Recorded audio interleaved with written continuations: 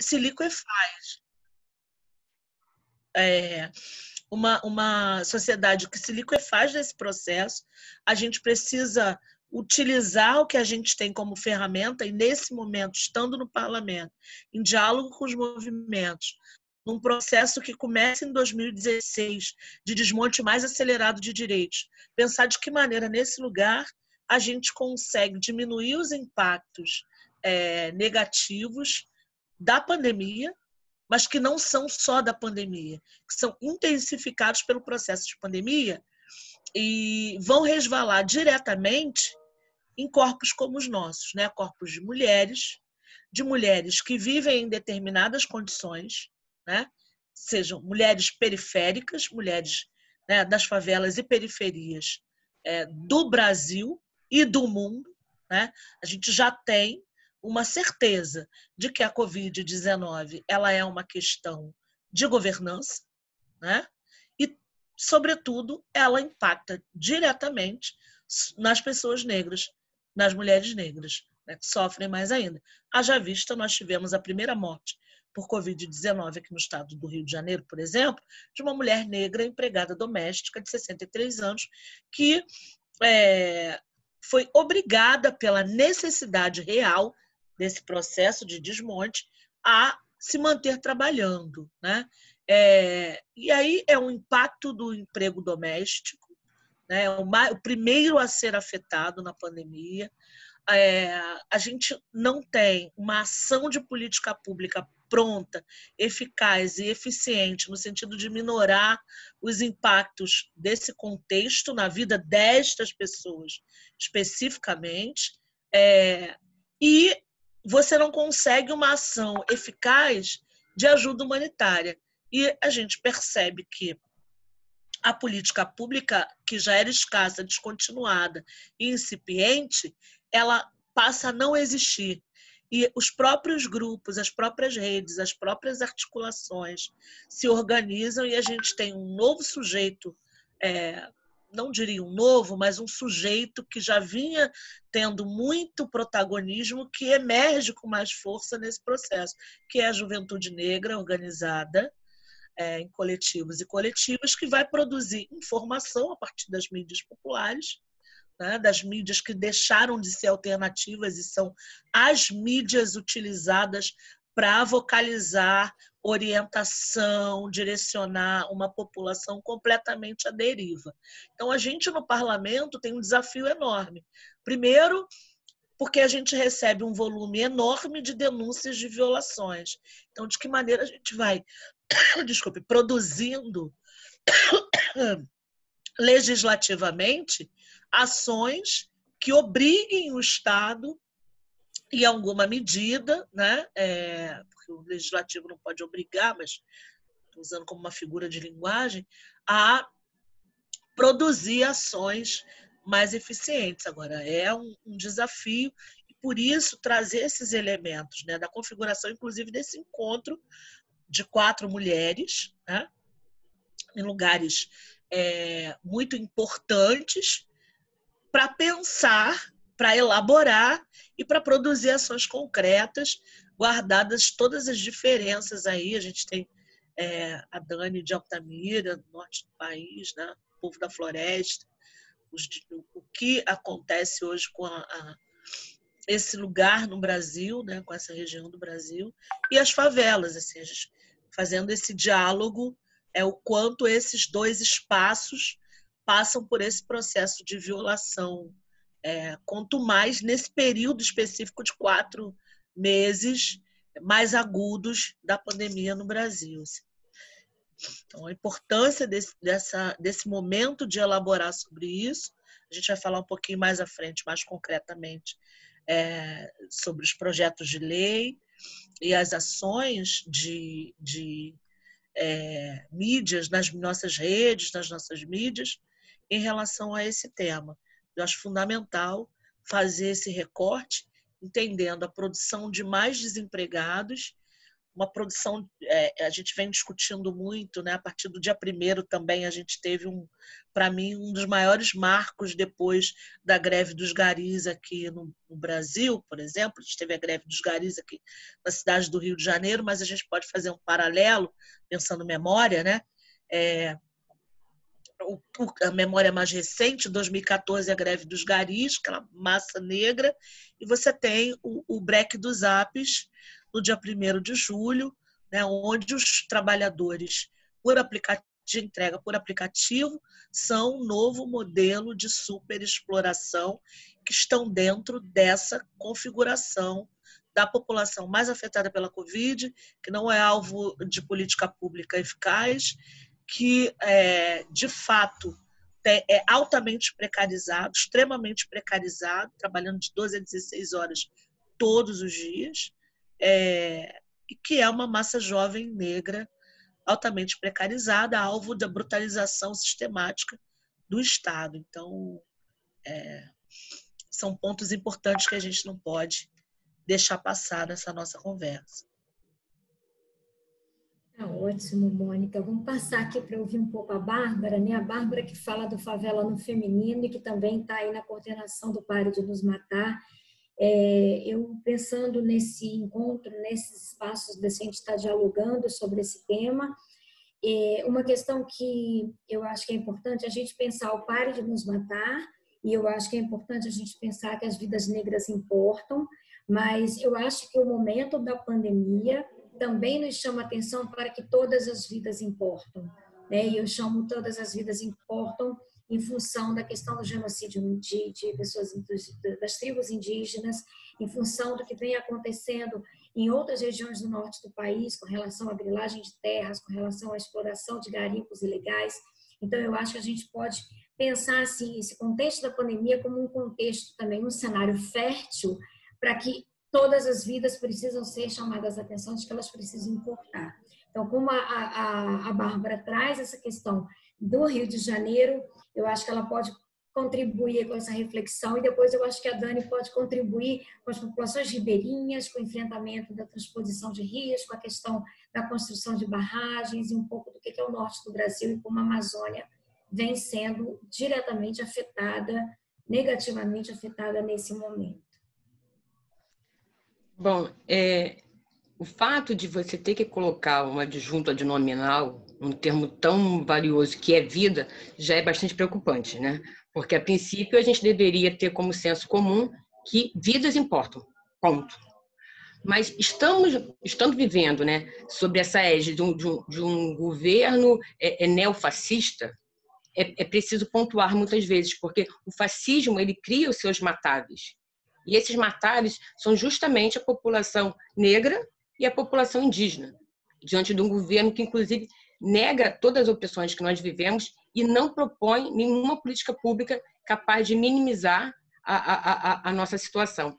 E aí, aproveitando a fala da Mônica a respeito da paralisação dos trabalhadores de aplicativo, eu me lembrei de um vídeo, infelizmente eu não me lembro o nome do rapaz, ele era um dos líderes desse movimento, e aí ele coloca que o mundo vive a pandemia, mas que o Brasil vive o pandemônio.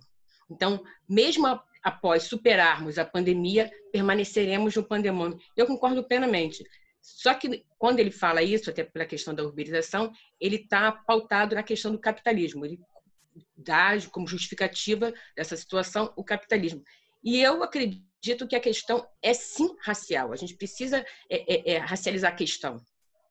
Por quê? Porque se a gente pensar, e como a Mônica já havia dito, a gente já vivia uma situação bastante problemática para a população negra. Bastante problemática, né? Se você nós somos os que mais morremos.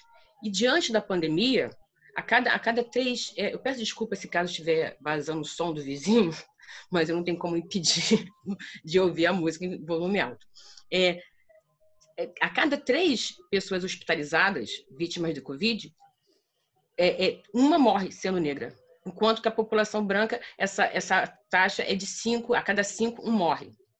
Se a gente considerar também os territórios que são carentes de infraestrutura, de uma série de outras coisas, evidentemente, a população favelada ela está já numa condição muito mais preocupante de sobrevivência, que tem sido minimizada por campanhas de solidariedade muito pautadas na filosofia africana do Ubuntu, né? De que todos juntos somos um. Mas, quando a gente também tem, nesse contexto, apenas 48% da população ocupada de forma formal, não vai durar muito tempo essa solidariedade. E também a gente não pode acreditar que essa é a solução. A favela, ela tradicionalmente vai criando as suas estratégias de sobrevivência e de resistência. Mas a gente precisa afirmar que fazemos parte da cidade, como bem dizia a Marielle, nós não estamos apartados. A favela também é cidade, e nós precisamos exigir políticas públicas para que essas demandas sejam minimizadas. Ontem tivemos um ganho, né, que foi sancionada a lei, se eu não me engano, é 1755 e é 1792, a Mônica pode falar muito melhor, que cria medidas emergenciais para a população favelada e também propõe a construção de um memorial dessas vítimas. Mas ela precisa ser aprovada. E, para além de aprovada, ela precisa ser colocada em prática. Porque não dá para a gente, mais uma vez, ficar criando alternativas. Você veja bem, apesar disso, apesar da favela criar estratégias para minimizar o sofrimento da população favelada, as ações humanitárias elas são interrompidas à bala pelo Estado. Ou seja, o Estado não cumpre seu papel e ainda impede que forças humanitárias oriundas da favela consigam atender os seus. Coisas impensáveis num território como, por exemplo, a Barra da Tijuca, o Leblon. Um menino que estava em isolamento foi assassinado dentro de casa. Então, se pensarmos na questão também que mesmo, apesar do Fachin ter proibido as operações em favela, no dia seguinte, no Alemão, teve um tiroteio. Então, não basta apenas também criar medidas, essas medidas têm que ser efetivadas. As pessoas têm que entender, e gostei muito do bordão, né, da lei, que as vidas da favela também importam. E é isso que eu tenho para contribuir agora, e depois a gente pode conversar mais a respeito. Obrigada, Bárbara. E aí, Daniela, como é que a gente pensa esse cenário no contexto da região norte do país? Um Brasil, são Brasis dentro de um Brasil, né? Como é que a gente pode refletir à luz de outras violências, né, múltiplas que a gente conhece, mas que a gente tem informação de uma forma bastante distante? Eu acho que esses momentos eles são muito importantes para a gente se conectar, né? E também da gente ter o sentimento de pertencimento, de fazer parte da Amazônia, né? A Amazônia não é algo à parte, igual a fala da Mônica e da Bárbara, nós somos um todo, né? E a gente precisa se conectar para defender o que é nosso, né? E defender no sentido da dignidade, do direito humano e também do direito à natureza. Altamira é uma cidade que recebeu um dos maiores projetos de infraestrutura do Brasil, que foi a hidrelétrica de Belo Monte, que foi construída sem respeitar as particularidades, os modos de vida da população ribeirinha, que antes moravam à margem do rio.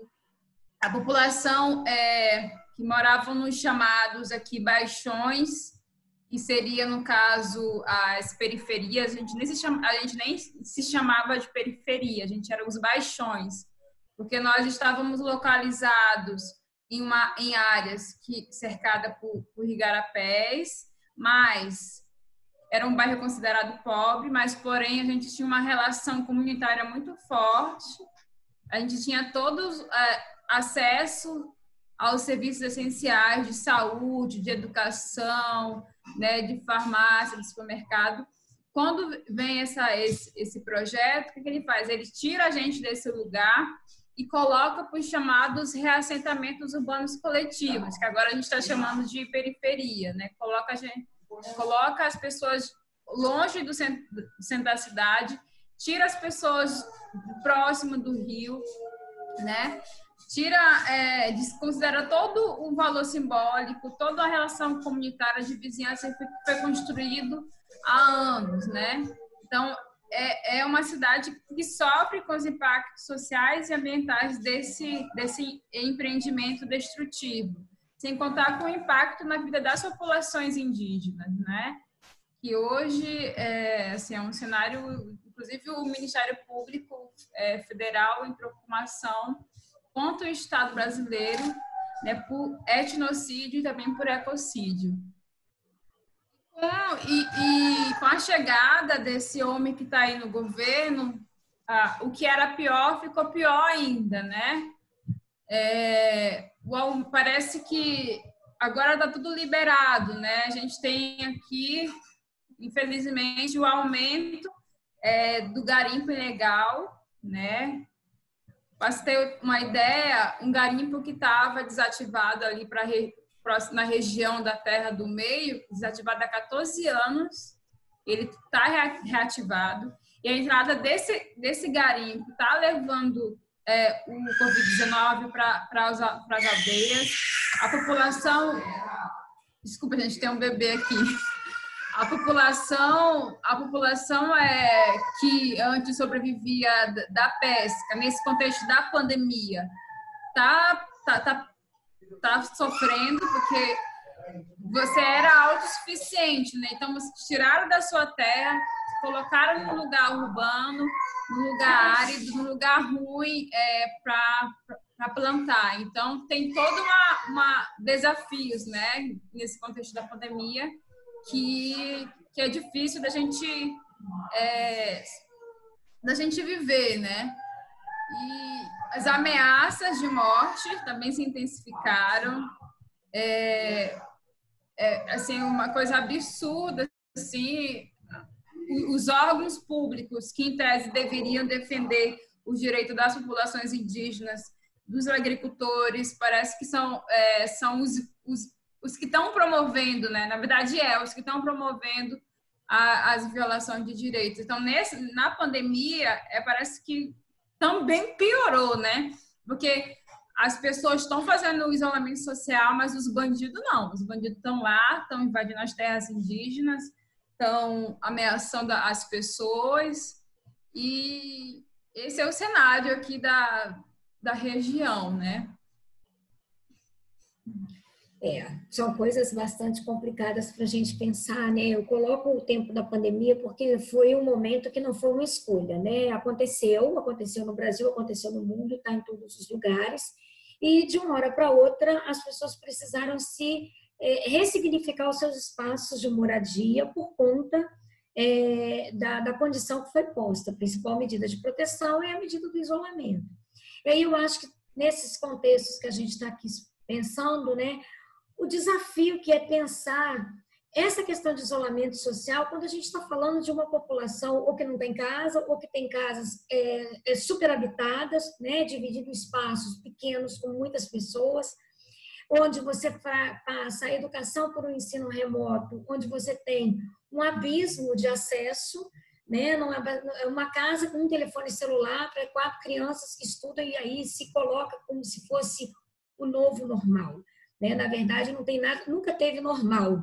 Né? Eu acho que, então, esse novo normal, ele é um novo normal para muito poucos.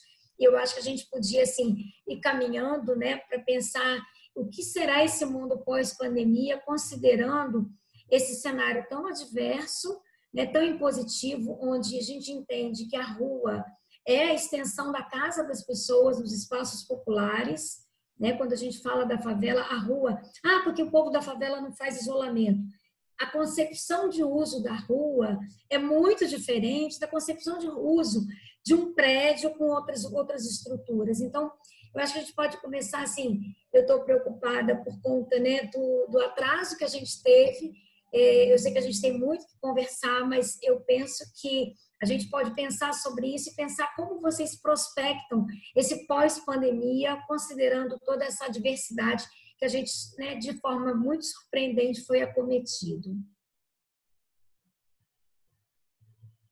Vai lá, Mônica. Estava só esperando.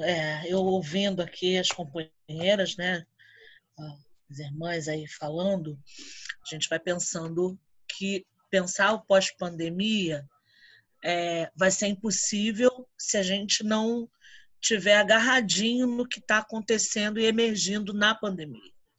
Eu acho que a emergência de novos atores, enquanto a Bárbara falava, eu lembrava de um dado importante: 96% dos pacientes que morreram de Covid-19 viviam em zonas urbanas, né?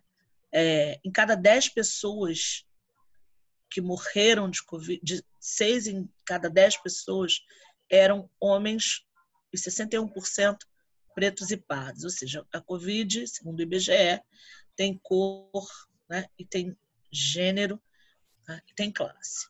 Então, acho que a gente precisa pensar na racialização do debate, esse novo normal. É impossível ir para o pós-pandêmico, o novo normal, ou o que for normal, porque é anormal aqui, agora, mas criar um novo normal que seja socialmente responsável. Sem racializar esse debate é impossível.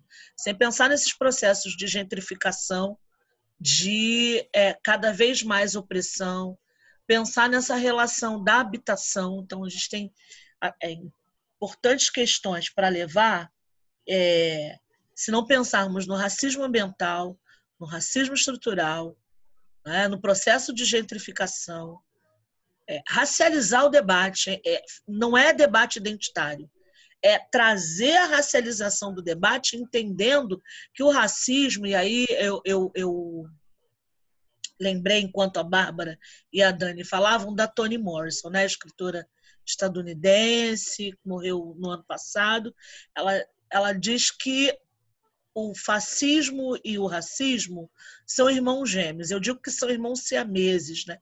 Estão no mesmo corpo, disforme, com essas duas cabeças, se alimentando, se retroalimentando de um processo muito violador, muito violento. Porque o capitalismo ele já está se remodelando, né? A gente já vê uma nova configuração, né, referenciando a China, os Estados Unidos ali tentando correr atrás desse prejuízo, e a gente aqui com um processo violador extremo a partir de um governo fascista, racista, né? E que imprime essa marca, que é o etnocídio, é o genocídio da população negra, a necropolítica materializada aqui, né? Que é o matar e deixar morrer, de fato. Então, como é que você deixa morrer? Você não tem política. Não existe política. Nós estamos há 53 dias sem ministro da Saúde e 17, 18 dias sem, aqui no estado do Rio de Janeiro, sem ministro da Educação e sem secretário de Saúde, desculpe, aqui no estado do Rio de Janeiro. Então, a gente tem a política é não ter política. Isso é um projeto, esse é o projeto de nação, né, que se concretiza na pandemia. Pensar o pós-pandemia sem trazer esses elementos da pandemia que nos atravessam, mas que, por outro lado, tem uma desculpa, porque estava descarregando aqui, correndo para não desligar o computador. Tem um positivo nesse meio, que é a emergência de temas que estavam adormecidos. Então, quando a gente fala vidas negras importam, né, e você tem um movimento que se concretiza na discussão da brutalidade policial, por exemplo, e que produz um rastilho de pólvora, sem trocadilho, no mundo inteiro, né? E faz com que, no meio da pandemia, uma juventude vá à rua para dizer vidas negras importam, não há política, tem um novo arranjo aqui na sociedade em que a gente começa a olhar para essas instituições de uma outra maneira. Assim, precisa, nesse novo normal, ter um diálogo mais fino, uma sintonia mais fina com esses arranjos que surgiram ou que tiveram um protagonismo maior nesse processo. Pensar outras economias, né? O que a gente tem hoje, na nossa realidade, é que não haverá emprego. A gente precisa discutir o dinheiro. Na concretude, a gente não vai ter dinheiro. né? Quais são as formas, as economias, pensar a economia feminista, a economia solidária. A gente está olhando para um esfacelamento de tudo, né? Que se materializa no número de mortes naturalizada, porque aqui morrer é natural. Então, violar direitos humanos, matar a defensor e defensora de direitos humanos. Só em 2017 foram mais de 70, a maioria no campo, né? Ou seja, no Brasil, se matou mais no Brasil defensor de direitos humanos em 2017 do que em toda a América Latina. Então, esse é o projeto de nação, que é um projeto de morte, né? Necropolítica escancarada para a gente ver. É como se fosse a aula prática, né? A gente sai da teoria e olha, isso é a necropolítica, é não ter uma política, é uma economia política da pobreza. Essa é a forma de gestão. É a extrema precarização, né? É a brutalização maior ainda, violação, né? A partir não tem violação maior do que no momento de ajuda humanitária você tem uma operação policial, né? 70 tiros numa casa em uma criança, né? Só que a gente naturalizou, então a gente naturalizou o racismo institucional, o racismo estrutural, o racismo ambiental. Norte, a floresta está lá longe, a gente não presta atenção. Então, esse diálogo é fundamental. Pensar o novo normal, sem pensar nas economias, em racializar o debate e em trazer a questão de gênero para o centro dessa pauta, porque no mundo inteiro as mulheres, né, a gente tem essa mortalidade nos homens, os homens negros, quando a gente vai olhar, né, historicamente, são os que menos se cuidam, são os que menos têm acesso. As mulheres negras, ainda que também sendo muito alvo dessa precarização da vida, elas ainda buscam, mesmo que ainda precário, serviço de saúde. Tentam, porque tem o cuidado da família. No estado do Rio de Janeiro, mais de 50% dos lares é chefiado por mulheres, né? Pretas e pardas. Então, tem toda uma responsabilidade que não é só da família direta, né? Quando a gente vai para as favelas e periferias, é de toda uma comunidade, né? De uma localidade, daquele espaço. Ou seja, atravessado por condições de vida que precisam ser repensadas. A questão da habitação, né? A questão dos espaços, das unidades habitacionais, né? O saneamento, são as determinantes sociais de saúde fundamentais. O saneamento, a mobilidade e a moradia. Então, esse novo normal, ou o normal saindo desse anormal, como você diz, Nilza, vai precisar racializar o debate, não como uma pauta identitária, mas como uma questão central, entendendo o fascismo e o racismo, né, a partir do que a Toni Morrison traz para a gente como irmãos gêmeos, eu digo, irmãos siameses ali, né, desse corpo que ela apresenta como um corpo que deixou de ser escravizado, né, que morre com a escravidão, mas que emerge num corpo estigmatizado, o corpo negro. O corpo escravizado desaparece, mas o corpo negro ele traz essa estigmatização, ou seja, ele traz esse processo violador, né, na sua existência. Então, se não racializar o debate, se não trouxer, né, essa pauta para um centro importante, não é a luta identitária, é uma luta central, é uma luta contra esse capitalismo de barbárie que precariza extremamente a vida dos mais pobres. Então, esse novo normal tem que se pensar socialmente responsável, economicamente viável para todos e todas e todes, né, e ambientalmente sustentável. É impossível, né, que a gente tenha um ambiente anormal que nós temos, e eu acho que a Dani traz esse retrato do que a gente está vendo, porque institucionalmente a política diz: não daremos água para a população indígena e nem a possibilidade de auxílios para ajuda humanitária, de alimentação e higiene. Nós não vamos fazer. Nós não vamos dar isso como política. Então, é uma sociedade que naturalizou a barbárie, que intensificou o ódio de classes. Não dá para a gente não trazer esse assunto, né? e ficou muito evidente no eu sou engenheiro civil, não sou cidadão, né?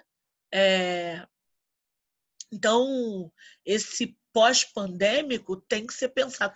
E na importância, na centralidade que a ciência, a produção de conhecimento também ganhou nesse contexto.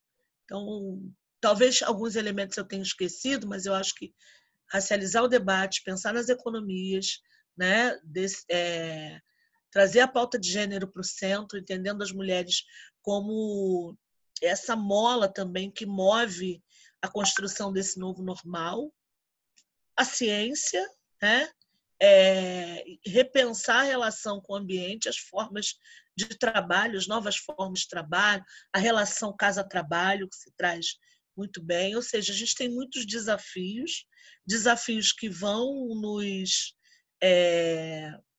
orientar na formulação de novos projetos de lei que atendam a esse mundo pós-pandêmico, coisas que fizemos para o período da pandemia, né, como reversão de indústrias, né, como pensar auxílio emergencial para diversas esferas e diversas parcelas da população, seja na escola, a questão da educação, enfim, evidência total da falência do apagão, né?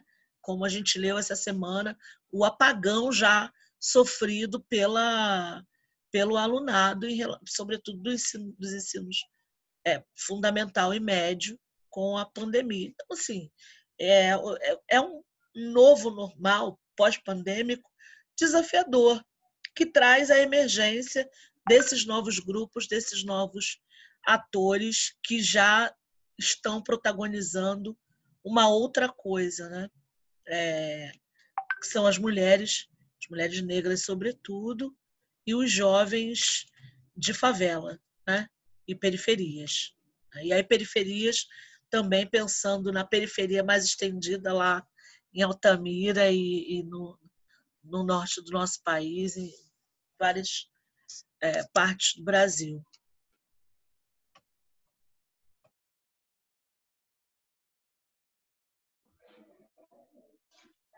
Microfone.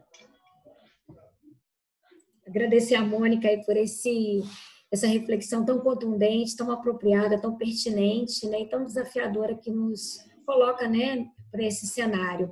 E aí eu vou pedir, então, que a Bárbara, né, nessa última rodada, Bárbara vem da educação, né? Bárbara é, por essência, uma pessoa da educação. Eu acho que a gente pode refletir um pouco o que é essa educação e o que a gente pode esperar dela.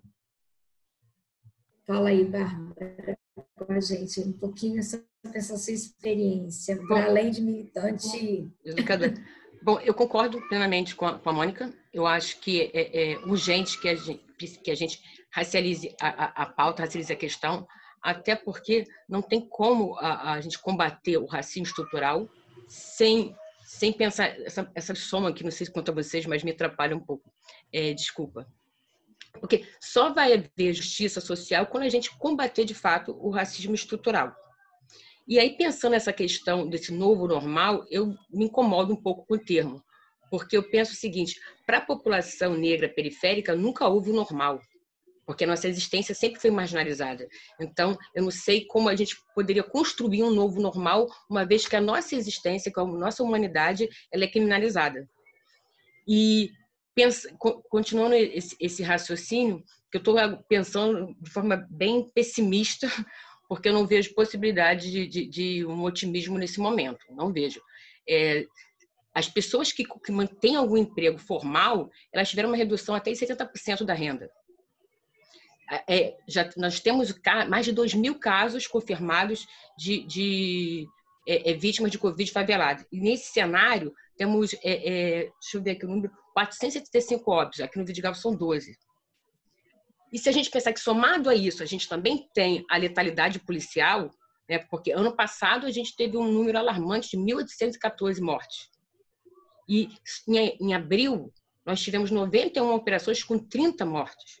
Então, não consigo ver muito otimismo nisso, não. O que eu penso que pode ser, eu vou falar depois da educação, que pode contribuir a partir da favela, porque esse é meu lugar de fala, é porque a favela sempre criou estratégias de sobrevivência e de resistência. Então, eu acho que nesse momento a favela pode sim colaborar com uma pauta de encaminhamentos. Eu acho que é fundamental que se use. E o que eu vejo, a única coisa que eu vejo de fato positiva nessa pós-pandemia é que agora no Rio de Janeiro a gente tem a possibilidade de eleger uma mulher negra. Eu lamento muitíssimo que não seja uma união das candidaturas, eu acho que nós teremos muito mais chance, mas ainda assim nós temos a possibilidade de eleger uma mulher, como disse Carolina de Jesus, uma pessoa que já passou fome, uma pessoa oriunda da favela, mulheres negras de favela, que vão estar atendendo as nossas pautas. Seria muito mais construtivo se elas se unissem. Eu estou torcendo muitíssimo por isso, eu continuo com essa esperança. Agora, pensando na educação, é mais absurdo ainda. Eu sou totalmente contra essa EAD. Eu acho que isso aí de tanto absurdo. Como você vai falar que um morador de favela vai conseguir se desenvolver intelectualmente nessa situação quando você não tem acesso à internet e quando tem é precário, porque a maioria da população favelada usa a internet, que é a internet do gato da favela. E várias pessoas dentro de uma mesma casa, não existe um momento de isolamento para esse estudante. É claro que isso está fadado ao fracasso. É claro que isso vai, na minha opinião, quanto educadora e quanto mãe, é que deveria se suspender o ano letivo. Porque nós sempre tivemos desigualdade. Nós sempre tivemos desigualdade em relação aos acessos. E agora mais ainda. E me preocupa muitíssimo a juventude negra periférica. Porque eu sou velhinha, né? Então eu me formei no governo do Fernando Henrique Cardoso, mas toda a carreira acadêmica, enfim, foi na era Lula. Então nós tínhamos políticas públicas voltadas para essa população marginalizada. E agora, num governo que inclusive desacredita a educação, desacredita a ciência, eu fico pensando, esses jovens periféricos, embora seja uma geração que me fascina, uma geração criativa, uma destemida, fizeram o ato, embora eu não considere um bom momento para atos de rua, mas é legítimo, foi muito legítimo, ainda assim, com toda essa gana, eles vão ter mais dificuldades do que a geração anterior a eles. Então, eu não consigo, sinceramente, ver um universo assim mais otimista diante desse cenário, não. A única coisa que eu vejo que pode, porque eu acredito plenamente que a revolução vai ser feminista e vai ser crespa. Então, o que me deixa esperançosa é pensar que nós temos a possibilidade de eleger para o Rio de Janeiro uma mulher. Eu estou falando, veja bem, num espaço ainda de uma cidade, eu não consigo nem vislumbrar isso a nível Brasil, porque enquanto estivermos esse desgoverno aí, que aposta na necropolítica, miliciano, não tem como eu, quanto mulher negra favelada, acreditar, ser tão otimista assim. Infelizmente, não vejo um cenário muito bacana, não. Pois é, eu acredito nas mulheres, né? E eu acredito nas mulheres das favelas e das mulheres das periferias, vocês sabem disso. Ainda bem que eu sou ondulada. Quase crespa. Mas eu acredito realmente que o poder das mulheres, essa feminização do poder, que é esse poder que desponta, que não é de hoje, né? Ele vem num processo de luta e resistência, ele vem ganhando mais evidência, mais visibilidade, né? Mas é um poder, é uma luta que vem de longe, é uma luta que vem desde a escravidão, da resistência, né? Desde a Casa Grande da Senzala. Então a gente não pode esquecer que a resistência das mulheres, né? No seu luto e na sua luta, as acompanham desde sempre, né? Então eu realmente assim, eu defendo, acredito, compartilho e acho que a gente realmente tem muito a fazer e tem muito a dizer, né? E aí eu passo para a Dani, né? Dentro dessa perspectiva do Xingu Vivo. O que é o Xingu Vivo, Dani? Então, o Xingu Vivo é uma organização que agrega mulheres, ribeirinhos, extrativistas, indígenas, né? Na verdade, a gente disputar o futuro, né? De que é possível a gente viver bem, viver com os nossos modos de vida, né? Sem precisar desse capitalismo, né, que vem se instalar no nosso território, vem roubar nossa paz, vem matar nosso povo. Então, a gente é um movimento de resistência, né, contra esses modelos de desenvolvimento, né, que vem barrar o rio, que vem extrair minério, porque é um projeto genocida, né? Eu também acredito que a mudança está sendo feita pelas mulheres. Aqui na região da Amazônia, as mulheres são a força, né? Se não fosse a organização das mulheres aqui, as coisas estariam... Um momento, gente. É isso. Essa é a mulher, amor. A futura é a Maria. Daqui a pouquinho é ela que está... Na verdade, já luta desde a barriga. A resistência tem sido feita por nós mulheres, né? Acho que as mulheres têm nos mostrado um caminho, né? A população, eu acho que é importante a gente colocar também essa questão do debate racial, porque, cara, não importa a localização onde tu tá do país, o racismo sempre tá aí, sempre tá aí. Então, a gente tem que discutir, tem que falar todo dia, a gente tem que combater o racismo, porque o racismo mata, o racismo é perverso. A gente tem que discutir, então tem que botar no nosso debate a temática racial, né? Que mata os índios, que mata o povo negro. E esse domingo foi lançado um movimento chamado Liberte o Futuro. Não sei se vocês acompanharam. É um movimento de muitos, não é um movimento que tem dono. É um movimento que para libertar o futuro, né? Que tem como objetivo instigar as pessoas a pensarem qual o futuro que vale a pena viver, né? E aí eu vi na fala das companheiras, acho que a favela tem muito para nos ensinar, né? Esse modo de resistência, de sobreviver, né? A gente sempre foi resistência, né?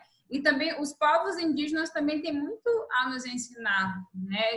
Nesse pós-pandemia, né? Como a gente pode viver. Eu acho que a gente, a partir desse... A gente tem que começar a plantar, voltar a plantar os nossos quintais. Onde tiver uma terra, vamos plantar uma fruta, vamos, sabe, voltar a resgatar o que os nossos antepassados faziam, voltar a trazer os chás, fazer nossos chás, né? Fortalecer a relação comunitária, sentar com o vizinho, conversar. E quem não tá...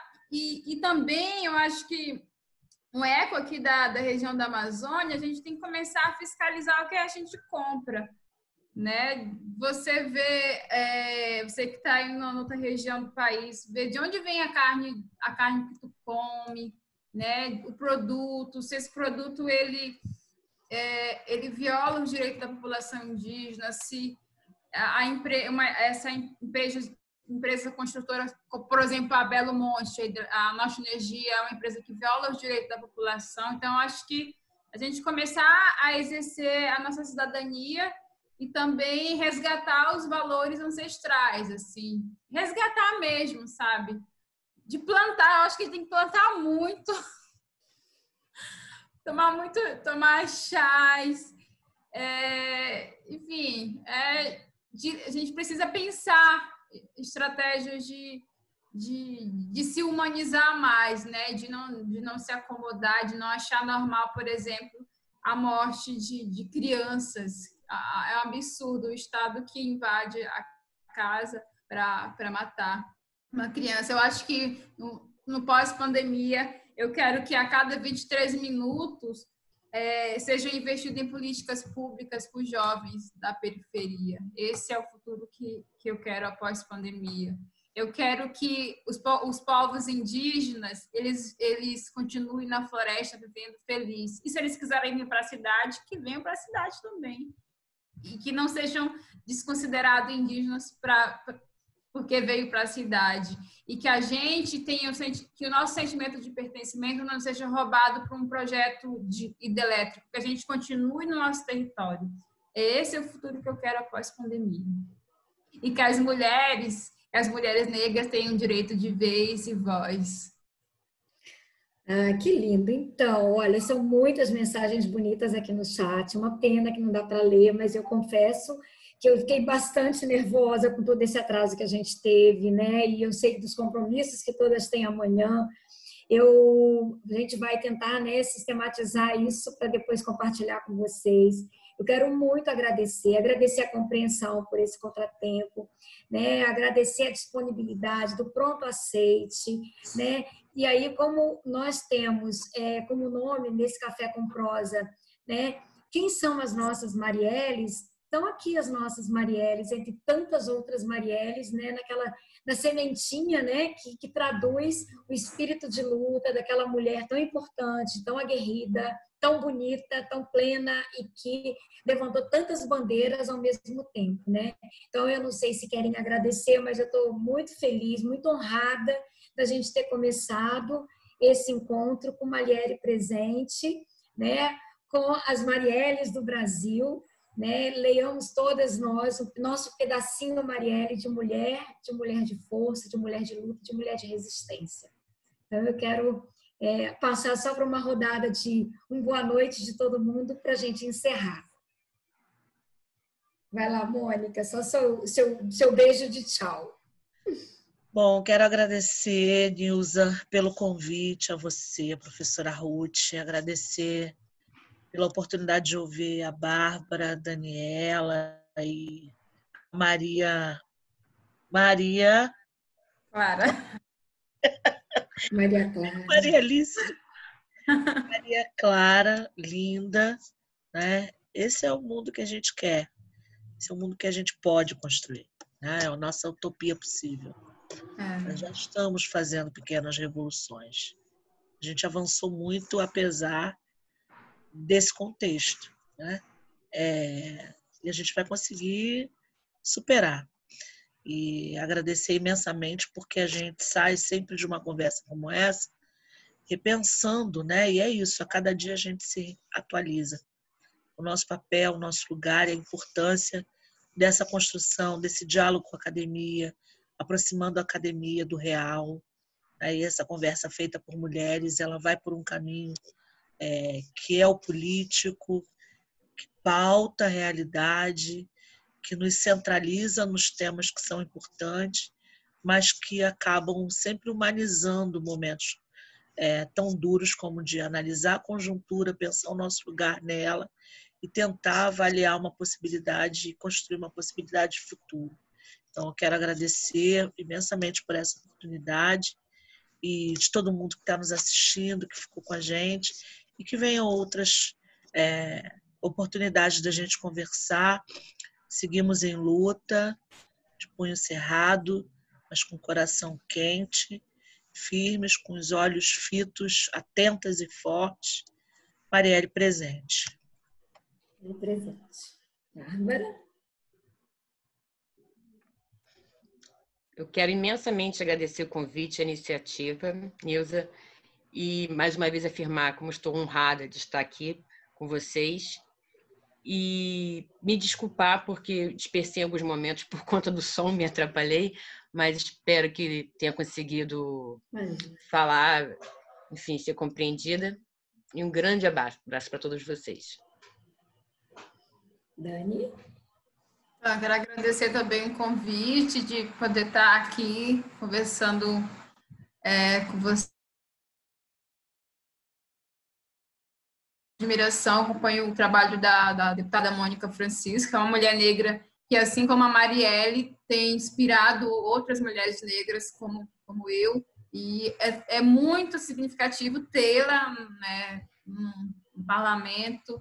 E isso é um avanço, a gente precisa ter mais Mônicas Francisco, mais Marielles nesse país.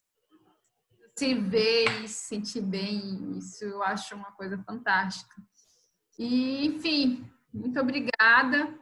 Vamos seguindo conectadas e vamos libertar o nosso futuro de todos os governos, a exemplo de Bolsonaro, que é genocida, que é contra os direitos humanos, que é contra o direito da população.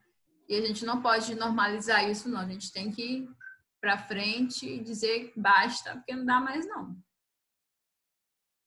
Muito obrigada, gente. Quero agradecer, né, a parceria da Ruth, o Gustavo, né, do CCAD, que esteve aqui com a gente apoiando aí nessa confusão. A gente acionou todos os recursos, né, institucionais que a gente podia, mas deu certo. Tivemos aí bastante gente assistindo e vai ficar gravado e a gente vai compartilhar depois isso nos canais para que a gente possa fazer com essas vozes. Para quem nos assiste, na próxima quarta-feira, nós teremos outra rodada, né? Será às 18 horas, a gente vai circular essa semana aí o convite, né, para estar compartilhando com vocês. A gente vai ensaiar tudo de novo para não ter nada errado e funcionar tudo certinho no tempo e na hora. Muito obrigada, gratidão e seguimos em luta.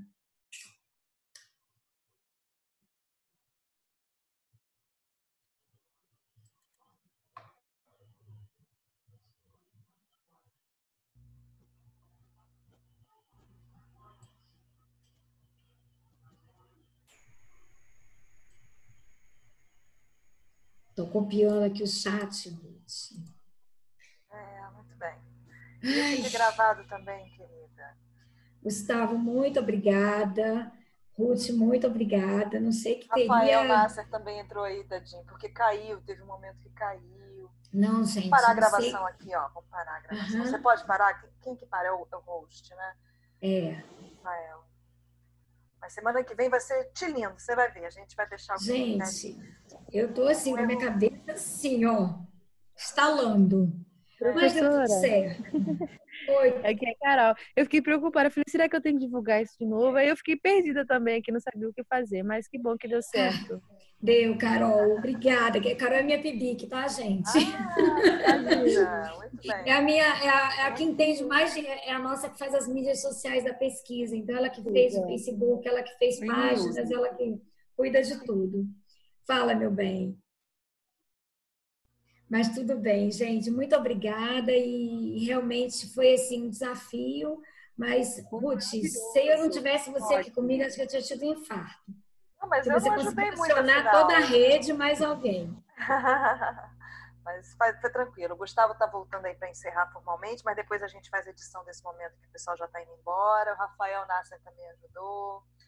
Mas que mulheres lindas, hein? Porreta, um papo muito forte, né? E as próximas serão tão rodadas. Elevação espiritual para enfrentar. Até a quarta-feira que vem a gente vai com essa energia e retroalimenta essa quarta-feira que vem. E assim, acreditar mesmo, né? A Bárbara é uma pessoa muito interessante que eu conheci como fazendo entrevista, né? E ela tem mestrado em memória social e ela estudou a história, ela tem uma dissertação linda que eu li sobre a história do Vidigal. E é assim, uma pessoa muito ativa, né? Muito proativa também, né? E assim a gente vai construindo aí com essa nossa rede de mulheres, né? No Brasil, acho que a gente está na hora de realmente fazer com que isso vá para além dos muros do Rio de Janeiro. Essa é a ideia, né? Universidade humana, né? Para fora. De portas abertas, realmente, né? Conectada com o que está acontecendo do lado de fora. Não passaria na minha cabeça fazer um evento desse chamando um monte de professores. Muito bem, exatamente. Não faz sentido para mim. Um homem branco. Não, não faz sentido. Eu chamar um monte de gente da academia para falar. Não para de gravar, tá, gente? E a gente está transmitindo. O Rafael voltou ou não? Não voltou.